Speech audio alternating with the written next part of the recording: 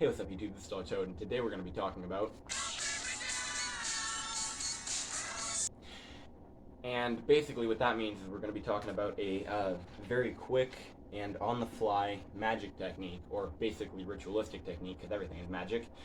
A technique that will allow you to restore your energy after doing something draining, for dealing with an energy vampire, for dealing with a really low vibrational conversation, for dealing with really anything that drains your energy. So, we're going to start off. Take a deep breath.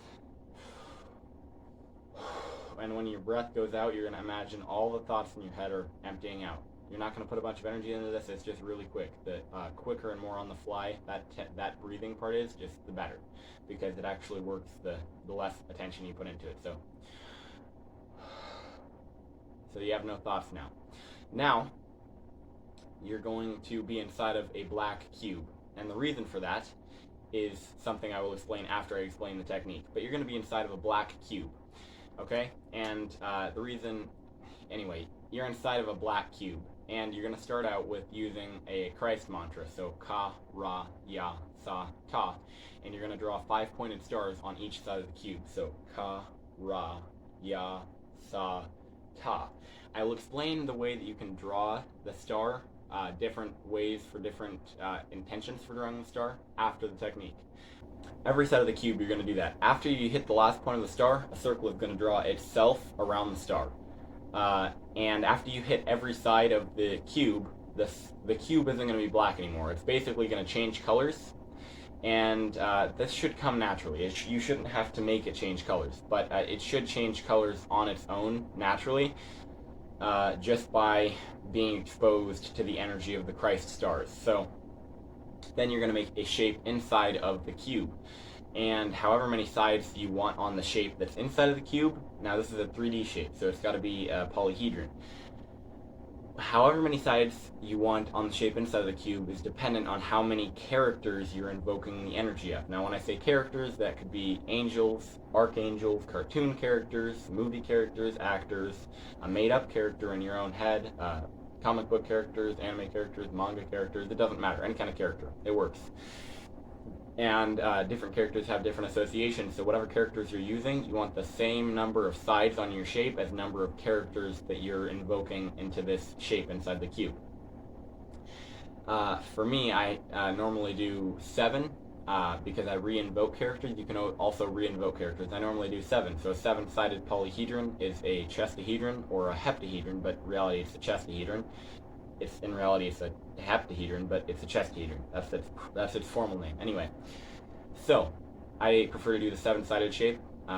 So inside of this shape, you're going to do the same Christ star. So Ka, Ra, Ya, Sa, Ta, and the circle is going to draw itself around it on every side of this inner shape. And then after you do the Ka, Ra, Ya, Sa, Ta, you're going to do a equally sided cross over each star. And the equally sided cross is a symbol of the photon, because that's literally what a photon looks like. If you take a picture of a single photon, it's pretty much the same exact shape as an iron cross, which is really interesting. But yeah, equally sided cross over each star.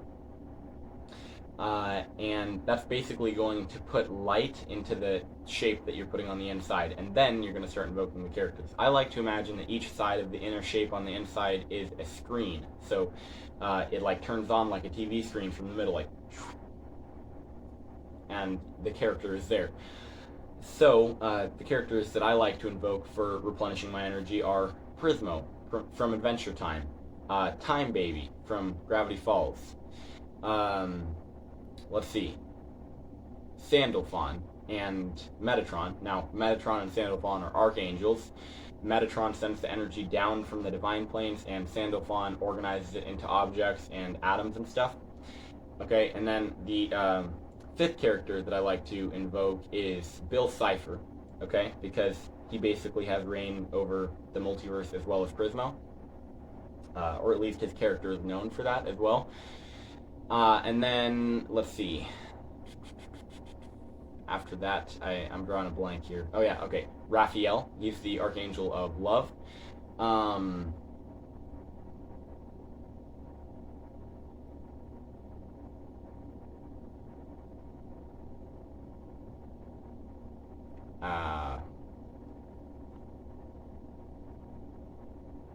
I totally forgot the 7th character. Anyway, those are the characters I like to do. You're going to put those characters at each side or each screen of the inner shape. And then, basically, energy from the outside of this cube. So remember, the cube changed colors. It's no longer black. Whatever color energy from the outside of the cube is now being fumed into the cube, just condensing at an exponential rate into the cube. And the cube is filtering out any negative energy from the Christ stars, and then it's being sucked inside of the inner shape and coated by the characters that you invoked onto the inner shape of the cube. So, and then you're absorbing that energy. So this is just like a really, really quick way, super quick way to basically refuel your energy when you're doing something draining. Now I'm going to explain why the cube changes color and why it's a black cube in the first place. So first of all, I'm going to explain why a black cube. So basically, cubes and squares are a symbol of humanity or humans. They're a symbol of people. Because, like, you go into the forest and you see a brick, oh, a person made that. It's a cube. You see, like, my bed is a square. I'm in a square room. My phone is a square, sitting on a square shelf with square drawers, okay? Mattresses are literally just rectangular prisms. Basically, everything having to do with humans is made from cubes. Humans love cubes, so cubes are a symbol for humans, okay? Because they're associated with that, that's the energy people direct towards cubes. Whether it's conscious or unconscious, that's the energy directed toward the cube. So you can use a cube as almost a infallible symbol for humanity. And then, the reason it's black is because black has no vibration, so it's exposed to all vibrations, so that when you draw the Christ star, you're of course using your own voice, and you're using your own energy to draw all the stars, so you're exposing this black cube to your own Christ energy, as opposed to your Hala energy. So what that would be is, since the mantras for each chakra are as follows: Ka, Ra, Ya, Sa, Ta, Ha, La, they go down all the way. The reason for that is because your Hala energy is your physicality and your sexuality, whereas your Christ energy is your divinity into focus. It's Ka, Ra, Ya, Sa, Ta. Divinity into focus. So that's why when you draw the Christ star on each side of the cube, you're exposing it to your own higher self's energy. You're exposing it to your own angelic self, higher self. In ritual magic, they call it the HG, or the Holy Guardian Angel. All of that's flowery words. Just say higher self. It's much simpler. And the cube is basically changing energy according to what vibrations your Christ self or your Christhood, your higher self, is at. And you shouldn't have to think of what color the cube is going to turn. It should just turn the color after you're done with the last side of the cube. And that filters out any energy not aligned to your higher self, which is also going to change your mind state so that you don't end up invoking some character that's going to be detrimental. So then the shape on the inside, the reason I use a heptahedron, aka a chestahedron, is because a chestahedron, basically, and I will leave the link, I will leave the link in the description to the video that explains all this, but basically, a chestahedron is the same shape as your right ventricle. And if you fold it down like this, because it's not a stable shape, you can fold it in and out and it will twist. If you twist it down like this, it's the same shape as your left ventricle. And then, also, if you stick a chestahedron inside of a sphere where the sphere is touching 4 of its points, and then you stick a disc through the equator of the sphere, the chestahedron will make 6 perfect points, like a hexagon or even a hexagram inside of the disc that you put through the middle of the sphere. And then also, if you put a chestahedron inside of the Earth with the tip of it at the North Pole and the bottom triangle pointing toward the South Pole, it lines up with all the fault lines on the Earth. It lines up with all the extreme tornado alleys, tornado alley. It lines up with the hurricane regions, the extreme natural disaster regions. Also, if you look at the way the magnetic field flows, like this, with the North Pole being the out part and the South Pole being the in part, that also explains the pumping motion, like this, of the chestahedron. And also, if you look at the Aurora Borealis, at the South Pole, the Aurora Borealis hits the middle of the Arctic Circle there, and then if you look at the North Pole, the Aurora Borealis only goes along the edges of the Arctic Circle there. So there's a lot of significance with the chestahedron, but basically its purpose is to pump energy. It's like a pump. Oh, another thing about the chestahedron is you spin the chestahedron, and it is shaped like a bell. You might know this, but the Nazis were actually working on UFO-type things that were shaped exactly like bells when they were doing business. So, and the reason for that is because it pumps energy. That's the shape of a chestahedron that pumps energy. Of course, their experiment didn't end up working because they didn't have a chestahedron, they just had a bell. And a lot of, in the video that's in the description, there is an Egyptian painting that has pictures of all these bells flying down from the sky, from the fertility goddess into the earth, as they're reincarnating, or as they're incarnating for the first time. But they're shaped like bells because when you spin a chestahedron, it's a bell. And it basically, what a spirit does, what a soul does, or what an aura does, is it spins energy, it pumps energy. Same way we pump blood, we pump air, we're constantly circulating. That's the same thing this chestahedron shape does. So the reason I use the chestahedron is because it pumps any negative energy, it pumps heavy energy out, and it pumps whatever energy that I filter through the cube inside of. It pumps all the energy that comes through the cube through the chestahedron. It's coated by the things that are invoked into the sides of the chestahedron, and I absorb all of that encoded energy. And so it's just faster with a chestahedron, but really you can use any shape if you don't have enough characters. But remember, you can also re-invoke characters. You don't have to invoke them just one time. Now, with the drawing the star, or the pentagram, because penta means 5 and star, pentagram means stars, so 5-pointed star. With that, basically all of that is symbolic. None of it is actually objective in any way, but when you draw it from the left to the right, we read from left to right, and as we read, we complete sentences. So basically, when you go from the left to the right, you're completing the vibration of whatever mantras you're putting into the pentagram. So that's why I like to go from left to right. Also, you could go from bottom to top, because bottom to top is like a rising action. Humans associate good things with up and bad things with down. Somehow, I don't actually know the reason for that, but everyone knows that it's in their subconscious. Up is good, down is bad. Obviously, so you can go from the bottom to the top like that. Or you could go from the top to the bottom to symbolize something coming down from divinity into focus, which is exactly what the Christ mantra is doing, so you could use it like that. It really doesn't matter. The whole way that you draw the star, it really does not matter. All of it is symbolic, so whatever symbolizes whatever to you is what it symbolizes in the objective reality of things. So, let's see here. I had too much wax in this candle, it was starting to go out. Anyway. So, let's see. What was I saying? Oh yeah.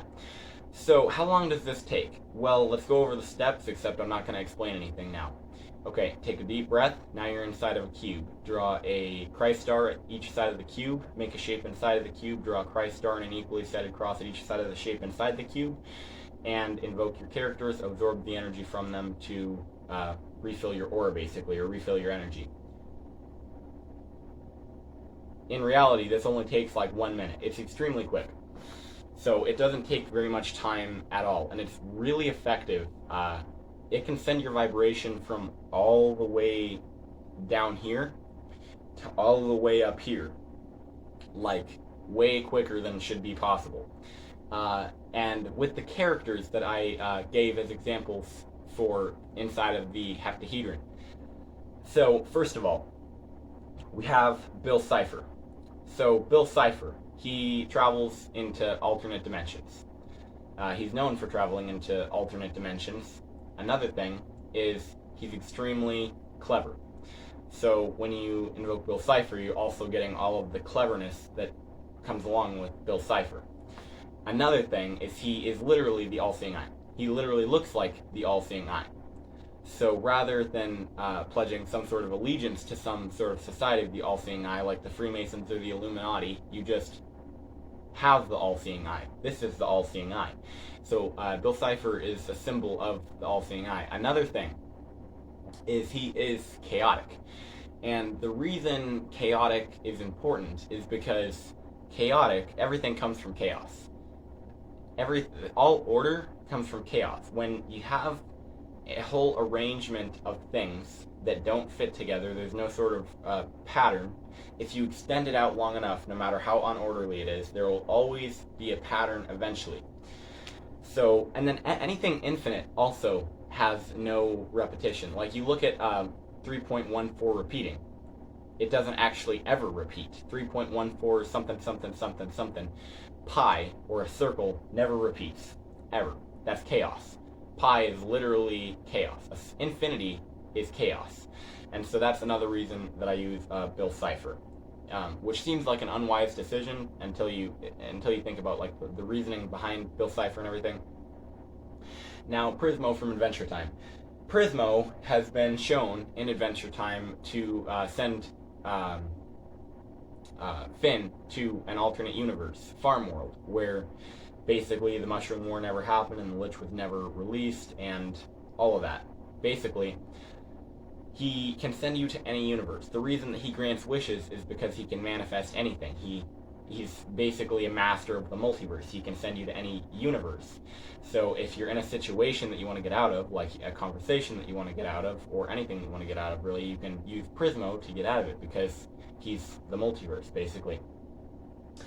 Now the next thing is Time Baby from Gravity Falls. Well, that's very obvious. He is basically the master of time travel in the Gravity Falls universe, or the Gravity Falls timeline, or not timeline, but storyline. And so the reason for that, the reason for Time Baby, is because since all timeline jumping comes from time, all manifestation comes from some sort of manipulation of time, the reason that you'd invoke Time Baby is to gain control over time. You can also use him for doing chronokinesis, which is the last video I uploaded. Now, what are the other ones? Sandalphon and Metatron. So basically, Metatron sends energy from the divine realms down to Sandalphon, and Sandalphon makes that energy into atoms, makes that energy into the physical world instead of just straight up energy. And Raphael, because Raphael is the archangel of love, and so of course, if you're doing anything, you want to invoke the energy of love to keep yourself pretty much aligned to your higher self. And then, what were my other characters? So let's see.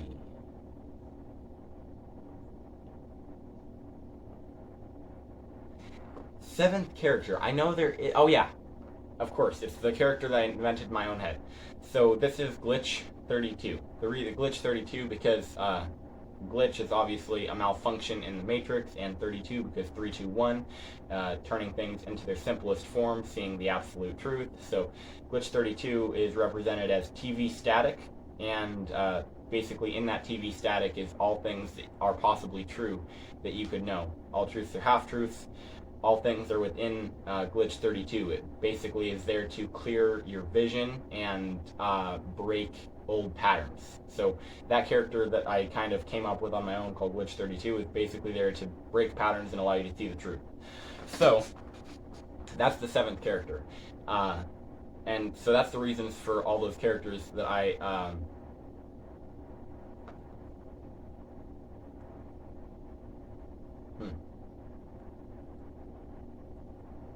invoke. So yeah. And then, let's see. So the equally sided cross is literally a plus sign. It's literally a plus sign. Now, I had skin on my lips. Sorry about that. So an equally sided cross has a lot of symbolism. Now, I draw it as a perfect plus sign, like a square-edged plus sign, because it's a plus sign. Plus signs are associated with positive, so a positive charge, or in other words, light. And then also, it's literally what a photon looks like. So another symbol of light. So you make an equally sided cross, it's literally just pure light. You're adding pure energy into whatever energy is coming through the cube into the inner chestahedron. You're adding pure light to that. So that's why I do that. And then the circle around the 5-pointed star is actually because 3.14 repeating, it's infinite chaos. All things came from the infinite mind. The infinite mind is essentially embodied, unembodied potential. Everything is chaos. Everything simplifies down to being pure chaos. And so the reason for the circle around it is because of chaos.